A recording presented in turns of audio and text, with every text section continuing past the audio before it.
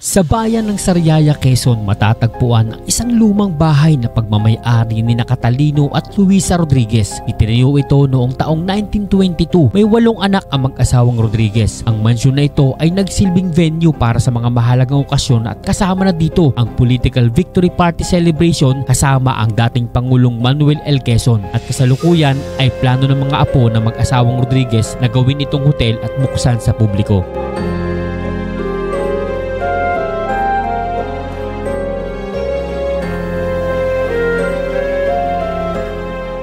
So mga kaponyo, sa wakas, after ng 1 oras at kalahating biyahe, ay narating din natin itong ancestral house ng mga Catalino Rodriguez.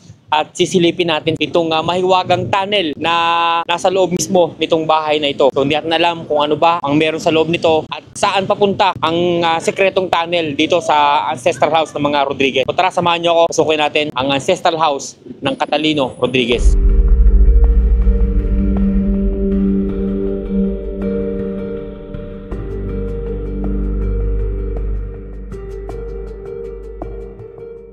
So mga ponyo, makakasama natin si Ate Tess na siyang nangangalaga nitong ancestral house ng mga Rodriguez.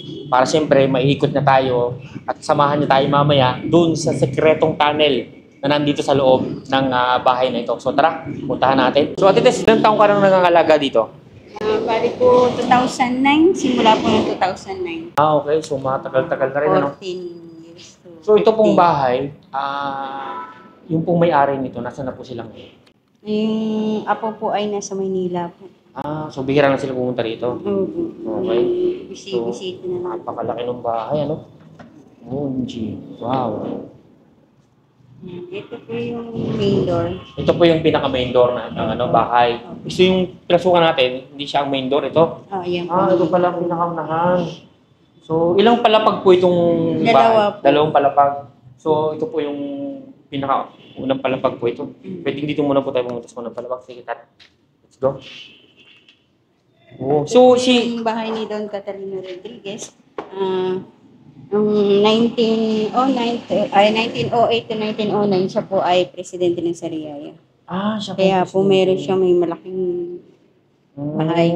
So, napaka-importante pala nitong bahay President, nito. mayor po siya kung tawagin nung Oo, noong panahon. So, ito po yung mga kwarto niya. Ito po. So, si Don Catalino po, ilang ilang po anak niya? Bali po si Don Catalino, yung lolo ni Ma'am Rebecca, yung present owner ngayon. Oo. Bali po, 8 po yung anak niya. 8 po ang anak. Opo, Okay. yung si Vicente po, yung Dami, tatay. 8. Opo, yung tatay ni Ma'am Rebecca, siya po yung pinakabunso po Alright. anak. So, yung kwarto na yun, ano po yung kwarto po ninyo? Dati po ay mga kwarto nila, ito daw po ay stock room ng Stock room lang. dati nung ng mga palay, ganun po. Pero po nung nagkaasawa na po yung mga anak ni Don Catalino, ginawa na po tong kwarto. Okay. Dito po tumira sila Ma'am Rebecca, yung pamilya ni Ma'am Rebecca na yung tatay niya po. Medyo creepy talaga, no? Pag lumang bahay, parang iba yung pakiramdam. Ha. Ito pong mga damit na to, kanino po itong mga damit na ito? Ito po yung damit ni Vicente Rodriguez, yung tatay ni Ma'am. Oo. Yan po yung mga lumang damit nila. Bali po, ginagamit po nila yan noon pag may mga okasyon. Ang gaganda ng mga damit talaga. Pag medyo marangyakan ng konti, talaga yung damit nila mag-aara, no? Maganda. Ito rin, no? Ito po yung mga photo ng 1950s. 1950s. Ito po ay 1960s. Buti na preserve, no? Kaso lang, hindi nabalutan ng plastic, kaya medyo inaalikab ko, no? Opo. Dapat Ayan sana po, lang. ayan. Ito po. Nagpagawa po kasi kami dito ng bahay. Pinaparenovate po ito. Okay, kaya po medyo maalikabo. Kaya po hindi... Ito po mga maletang ito, may napansin po akong maleta. Ginagamit po nila yan pag pupunta sa ibang bansa. Okay. Pag nagta-travel po sila. So ito yung mga gamit po dito, okay lang ba na mahawakan pa? Siyempre, matagalan na, no? Ito po ay mga kwarto lang Kwarto lang po ito. Ganda. Pangasawa po ng anak ni Don Catalino, yung si Vicente Rodriguez, dito po siya tumira. So dito naman po lahat ng mga gamit pa, yung iba, naiwan pa talaga rito yung ibang gamit. Opo. Ganda pa rin, talagang yung mga sahig, oh. Talagang sinauna pa. So ito po, ano po ito? Kwarto po Isa ito pa mga kwarto ng mga anak ni Don Catalino. Wow. Po, yung tumira nga po dito yung anak niya na si Vicente Rodriguez. Ito po yung pinakabahay nila. Ay, ito may mga bag dito. Napansin ko lang. Oh. Ito po mga original na bag pa ba nung unang panahon, noong 1950s? Hindi na po. Ayan po ay mga gawa ng mga sargayari. Ah. Bali po ano po sila dito, nag-exhibit po sila. So ang ganda. Oh. Tingnan nyo. Ayun, oh. Talagang gawang ano. Gawa po ba siya saan? Sa Abaca? Abaca po, ano? Ang ganda. So talagang buti na ilagay po sa loob. So, hindi naman pala ganun kalakihan yung first floor. Ano po, ito lang talaga siya. Opo, bali, 4 po ang kwarto dito sa... 4 na kwarto sa baba. Okay. So, tara, kita natin yung taas para makita natin kung napakaganda. Talagang pag mga bahay ng mga mararanging tao noong unang panahon, ganito talaga. Ate, yung bahay ba, hindi ba siya ginagamit sa mga okasyon ngayon? O pwede? Pwede po siya, may pag mag-i-event po, pwede po. So, itong hagdan na to, Ito po nilalagyan po ng ano? red carpet po pag pumupunta noon si President Manuel L. Quezon. Wow.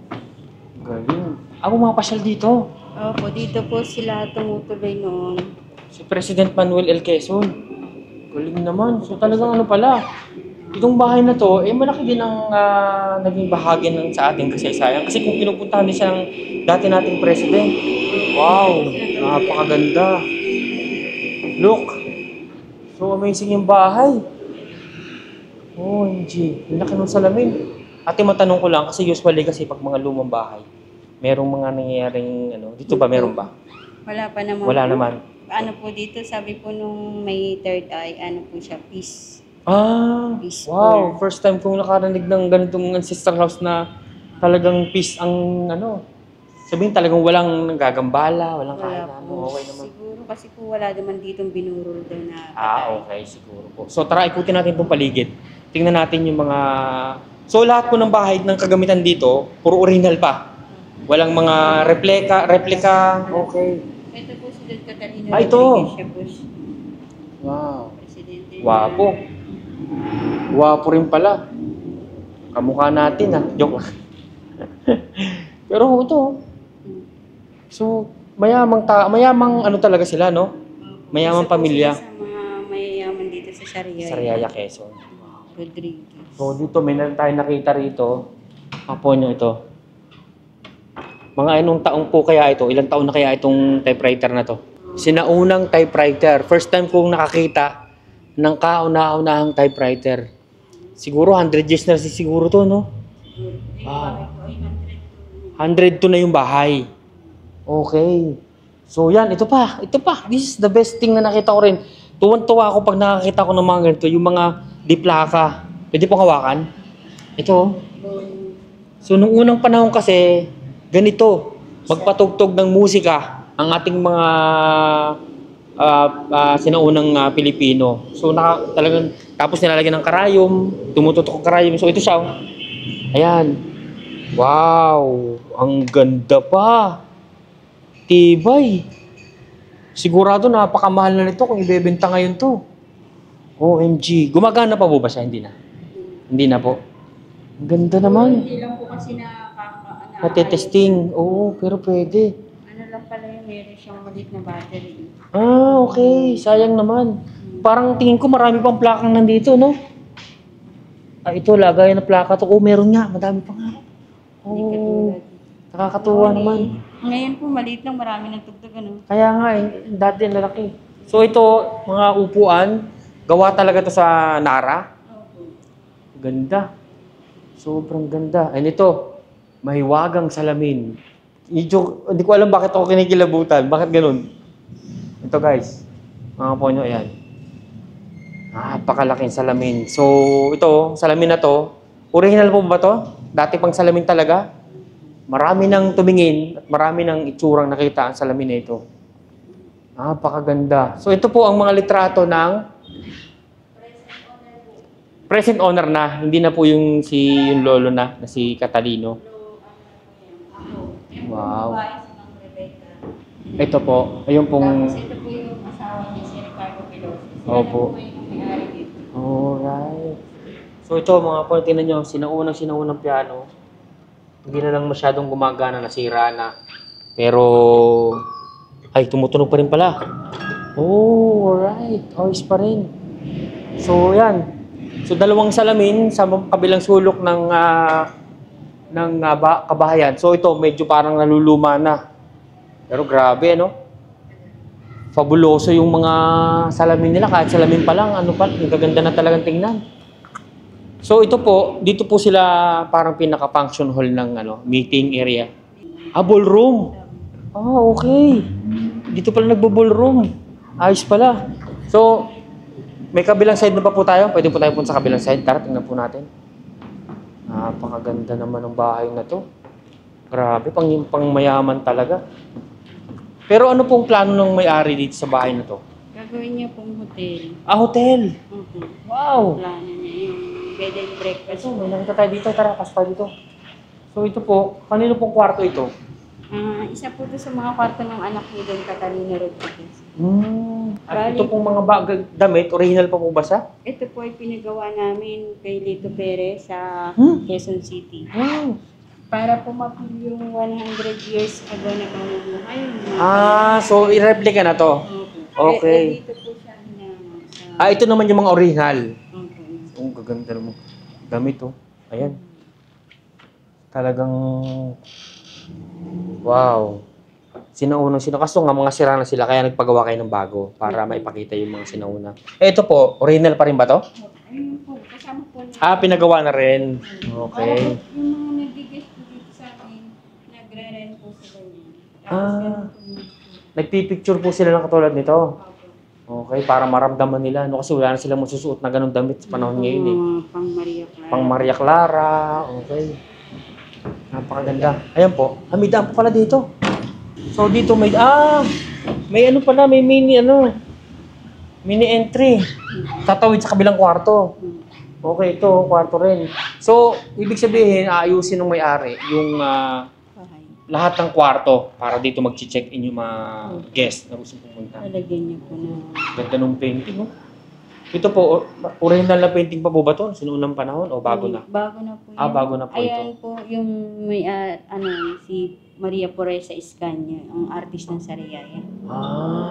Siya po yung gumawa ng statue dun sa UPLB. Okay. So ito, ang itsura kasi yung bahay, yung side na may piano. Ito yung original na piano nandun, ano? Opo.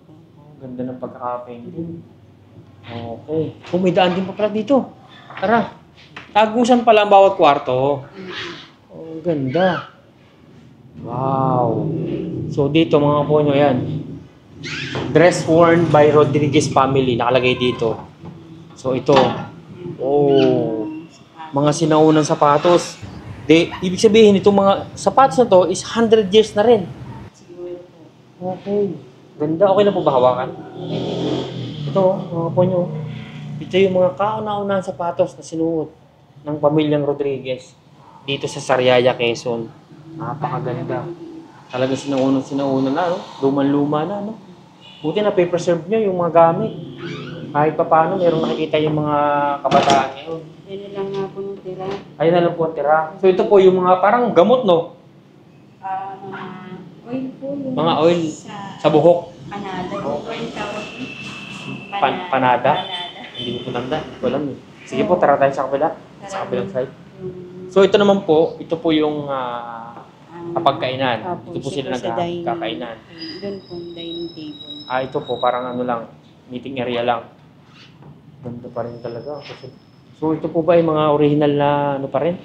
Gamit po yan ni ma'am nung luma niyang gamit. Ito po. Opo. Nakakatakot, baka mabasa. Mamahalin na rin siguro yan, ano? So ito, meron na naman tayo nakita ng isang mahiwagan salamin. Tara, puntahan natin. So ito po yung pinaka-dining area. Ganda. So pag pupunta po ba dito yung dating Presidenteng Manuel L. Quezon, meron po ba kayong alam na istorya na Dito po sila kumakain. dito po? Ito po yung pinakapigil nila. Ito po yung kusina nila eh. Diretso po sa kabila.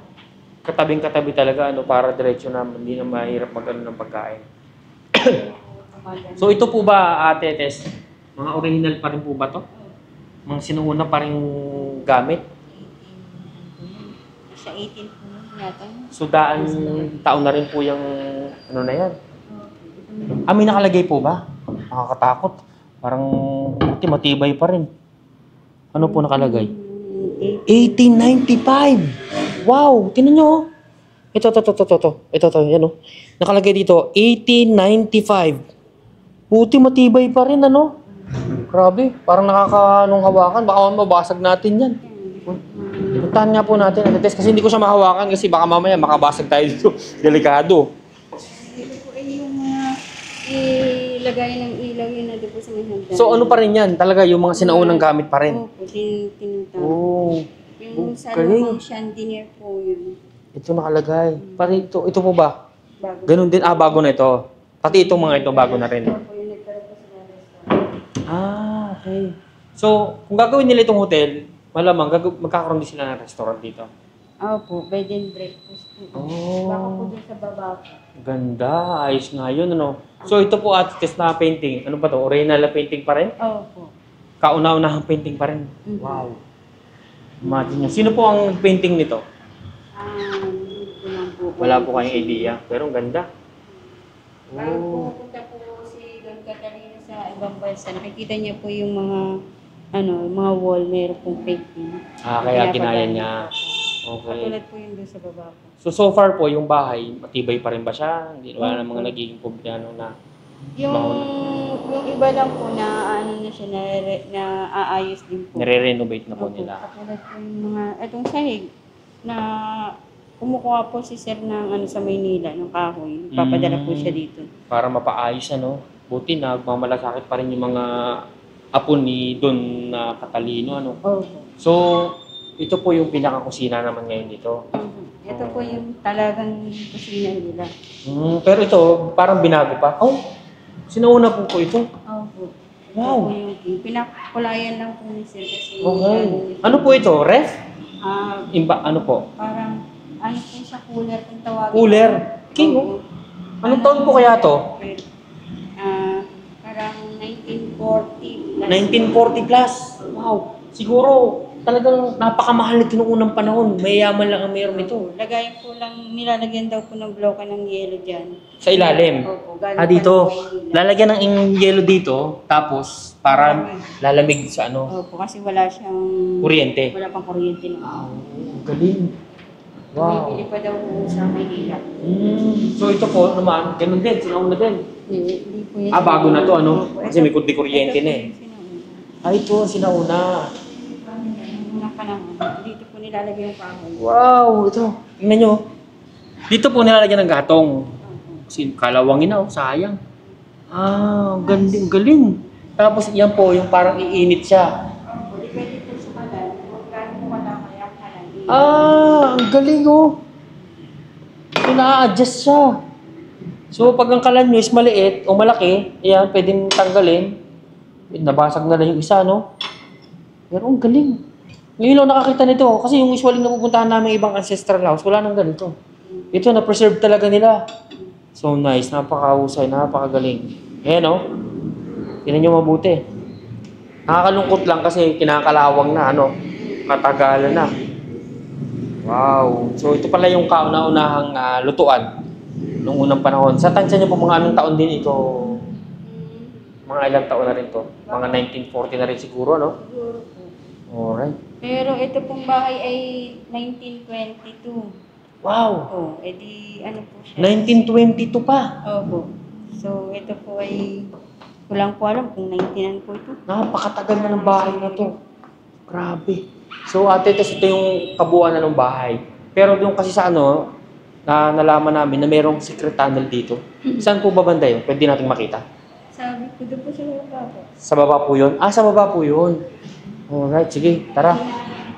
So, ito, may terrace pa pala rito. Tara, tara.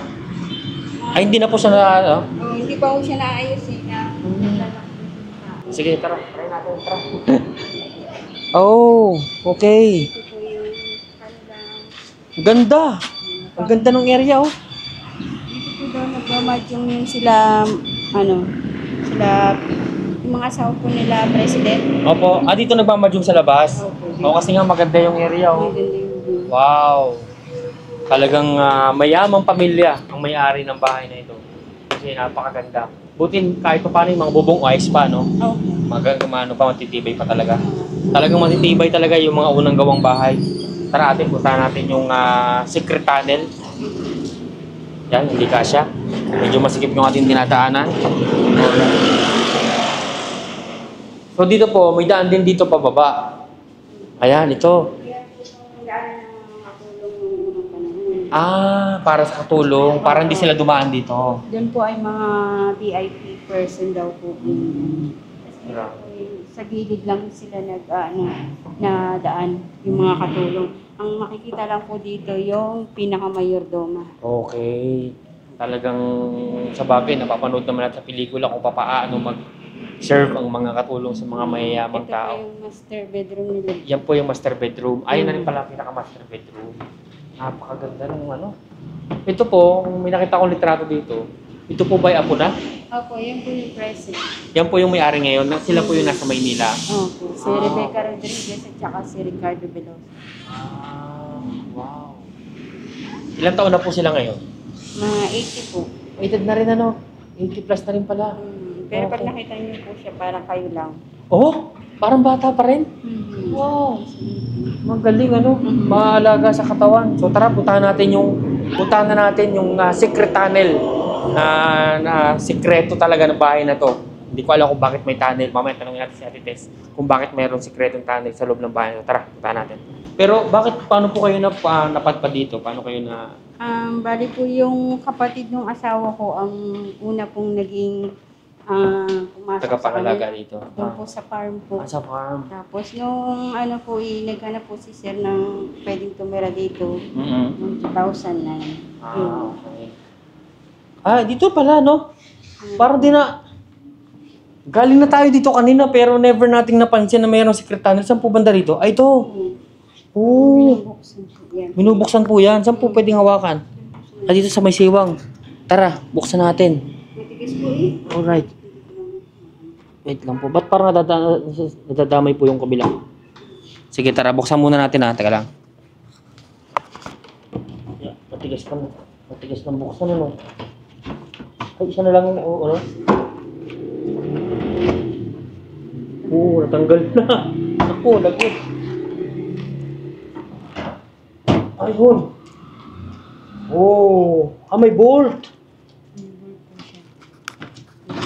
Pero ito po, hinarang lang yung bolt. Opo, kasi daw po baka mayroon daw po Pero hanggang ngayon, meron pa rin tunnel sa ilalim na mahaba. siguro po, kasi ang nagsabi lang po yung nabubuhay pa yung dito, yung nagtutour guide ng Sariaya, si Kuya Eric. Oo. Bali, sabi niya po, doon po sa may munisipyo, may lumang bahay din po doon, yung pinagsushootingan ng Sheikh Raga. Pag pumasok daw po doon, meron siyang naka-drawing doon sa yung mga bahay na nakakonekta po sa simbahan. Yun po yun. Yan sabi niya po ayan po ay naka-direct. Konektado rin sa simbahan. Opo. Pero nakakapagtaka lang paano nila naipasok yung bolt dun sa loob. Grabe ito mo. Ayan tingnan yung mga po niya medyo nasisira na lang. Pero talagang ginawa nila ng May laman pa po ba itong bolt na to? Hindi po alam. Siguro may laman pa Baka may laman pa. Baka yung mga kayamanan dito nakatago. Pero amazing kasi kanina galing tayo dito, dumaan tayo rito. Pero never nating napansin na mayroon palang tunnel dito sa loob ng kwartong to. Napakahusay, napakaganda. So ito yung sikretong tunnel nitong ancestral house ng mga Catalino Rodriguez. Na siguro nung unang panahon kapag may mga yung panahon ng gera, dito sila sumusuot pag mayroong mga Hapon o mga babae tinatago sa loob Nagapang lang. Nagapang lang. Maliit lang talaga siya. Opo, maliit lang. So meaning itong laki na to, yun na yun hanggang laki hanggang sa dulo. Di ba po ngayon ng mga magnanakaw, dumadaan sa mga kanal po. Oo. Kaya yun. Ito, grabe. So yun. So nakita din natin sa wakas yung sikretong tunnel nitong ancestral house ni mga Rodriguez. So amazing kasi nagawa nilang malagyan ng gantong tunnel papunta dun sa simbahan. So sa mga nakikita natin at mga narinig natin, usually kapag itong mga ganitong tunnel is talagang ginawa kasi nga nung unang panahon ng gera, ng World War I at World War II, na talagang mayroong taguan ang isang buong bahay. Sa panahon ng makabagong teknolohiya at mga bagong kagamitan sa bagong panahon, nakakahanga na makakita pa rin ng mga gamit at bahay na naging bahagi ng ating kasaysayan at nakaraan na daang taon na ang lumipas. Sana ay huwag nating kalimutan ang mga istorya at naging bahagi nito sa ating nakaraan.